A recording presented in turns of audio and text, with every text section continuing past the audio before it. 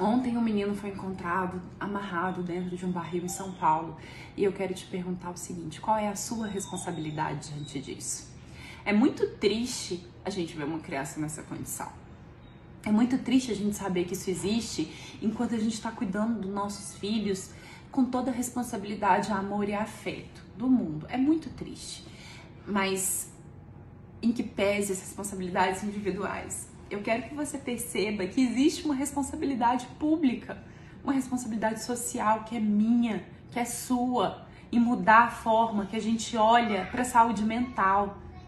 Parar de ter medo de encarar as situações de saúde mental na infância. Elas existem.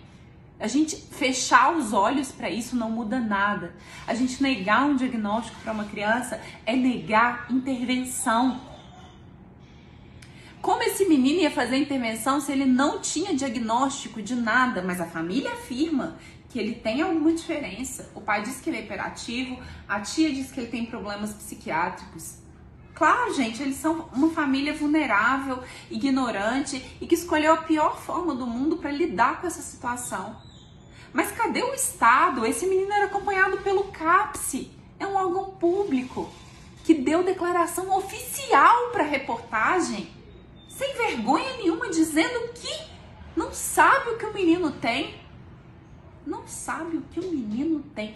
Eles falaram, esse menino sequer tem um diagnóstico, mas é acompanhado aqui pela saúde mental. Não vamos rotular, né, gente? Aí já é demais. Deixar no barril, ó, tudo bem, mas rótulo na primeira infância, não gosto disso.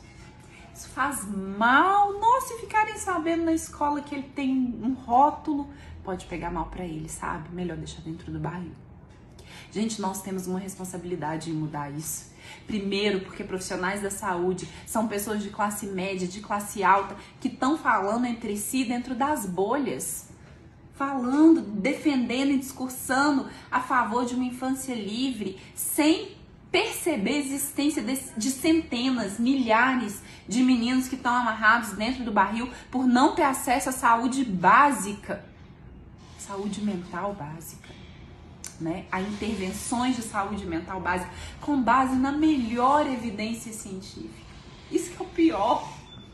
Isso que é o pior. A gente tem que parar de discutir medicina, de discutir psicologia, de discutir saúde mental com base nas nossas convicções pessoais. Passou da hora da gente colocar um olhar na ciência. A ciência diz isso pra gente, que a maioria dos transtornos do desenvolvimento, eles existem desde o nascimento com vida.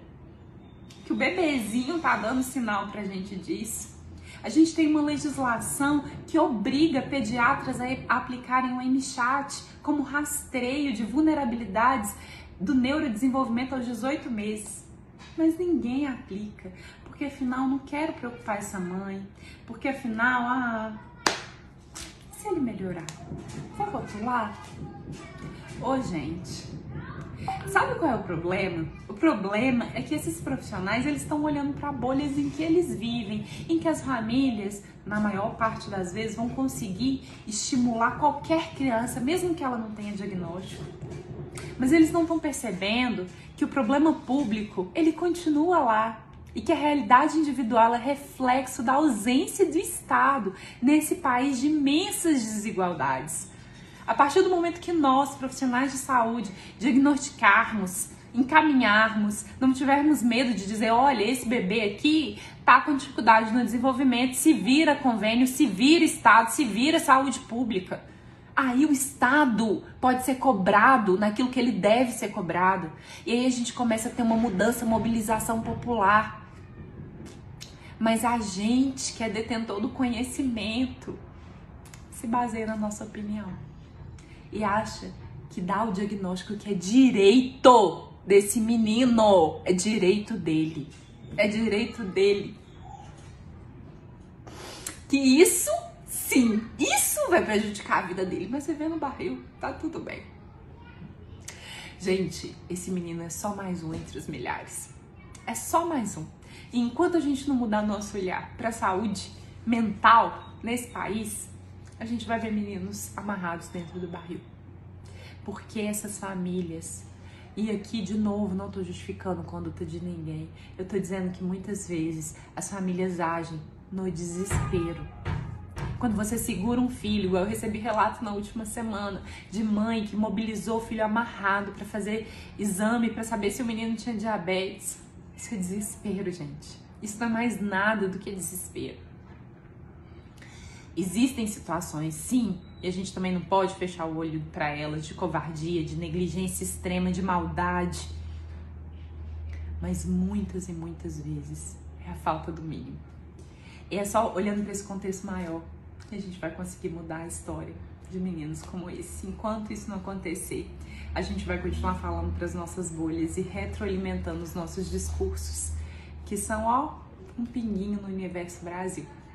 Desculpa o ódio, eu não consigo não ficar injuriado diante de situações assim. E eu espero que esse caso possa ser usado para vocês, por vocês, né, para refletirem essa realidade e que cada vez menos a gente perceba esse tipo de situação acontecendo. Até mais.